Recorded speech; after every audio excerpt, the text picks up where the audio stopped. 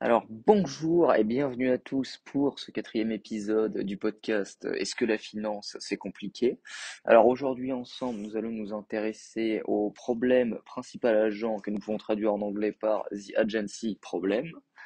Alors, donc, commençons par dire simplement que il est difficile de rédiger un contrat complet sur comment les fonds vont être investis et seront utilisés. Et c'est pour ça que dans ce cadre-là, le dirigeant de l'entreprise et l'investisseur vont devoir se répartir les droits de contrôle, les droits de prise de décision, si ce fameux contrat ne spécifie pas comment ces fonds doivent être utilisés. Et donc, cette théorie du problème principal agent va donc se référer aux conflits d'intérêts qui vont pouvoir exister entre des dirigeants intéressés qui vont vouloir servir leurs intérêts personnels et les actionnaires de l'entreprise qui sont du coup les mandants. Et donc ce conflit d'intérêts va survenir concernant l'utilisation de ces flux de trésorerie disponibles.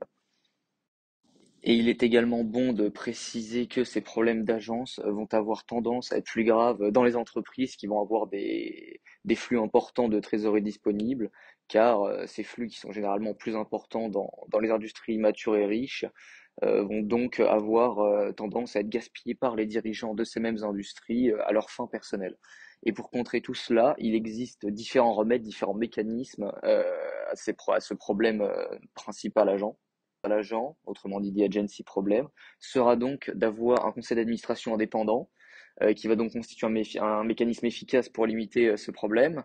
Donc si nous prenons l'exemple du Royaume-Uni, dans leur conseil d'administration indépendant, ils ont au moins trois administrateurs externes et le président du conseil de l'administration et le directeur général doivent être des personnes différentes.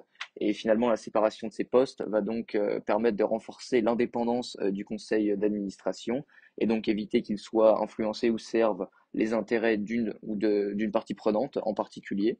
Et une autre solution serait de proposer des contrats incitatifs, donc offrir des contrats au cadre de l'entreprise. Donc ces contrats incitatifs peuvent être des actions, des options d'achat d'actions. Et en offrant ces contrats au cadre, les dirigeants seront donc incités à accroître la richesse des actionnaires tout en améliorant les résultats de l'entreprise. Car rappelons que les dirigeants ne possèdent pas d'actions et n'ont pas le droit sur les flux de trésorerie. Et donc leur rémunération est insensible aux variations de la richesse des actionnaires. Et c'est pour cela qu'ils peuvent être désintéressés par la maximisation de la richesse de ces actionnaires. Et donc il existera un fossé entre les droits de contrôle des dirigeants et les droits sur les flux de trésorerie. Et donc ce fossé entre ces deux notions vont donc exacerber le problème de principal agent. Nous pouvons ensuite continuer avec la concentration de la propriété. Donc, si un ou quelques grands investisseurs détiennent des parts importantes de l'entreprise, ils seront fortement incités à en contrôler la gestion.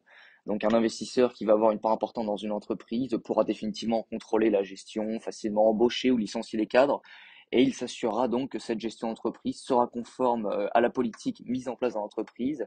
Et il veillera également à ce que tous les droits des actionnaires soient respectés dans la conduite des affaires. En ce qui va concerner la transparence comptable, elle va permettre finalement d'éviter que les dirigeants intéressés falsifient les comptes à leur avantage. Et donc cette vraie transparence va permettre toute asymétrie d'information et va décourager les plus audacieux, les dirigeants les plus véreux, si j'ose dire, à prendre des décisions nuisibles aux intérêts de leurs actionnaires. La dette représente également une bonne solution pour éviter le problème d'agent principal.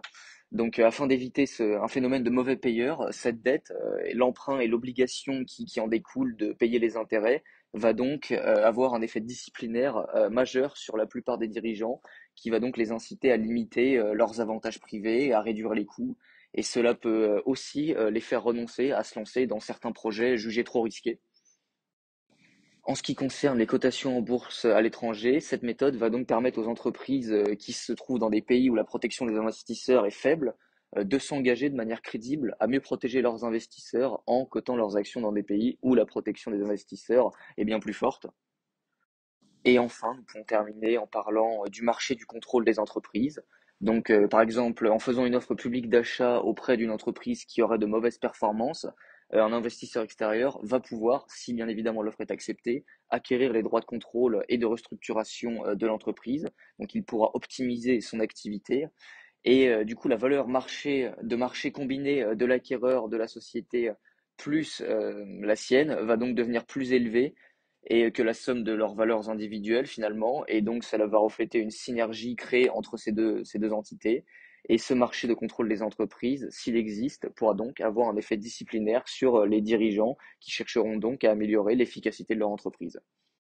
Et il est également bon de préciser que ces problèmes d'agence vont avoir tendance à être plus graves dans les entreprises qui vont avoir des flux importants de trésorerie disponibles, car ces flux qui sont généralement plus importants dans les industries matures et riches vont donc avoir tendance à être gaspillés par les dirigeants de ces mêmes industries à leurs fins personnelles. Et pour contrer tout cela, il existe différents remèdes, différents mécanismes à ce problème principal agent.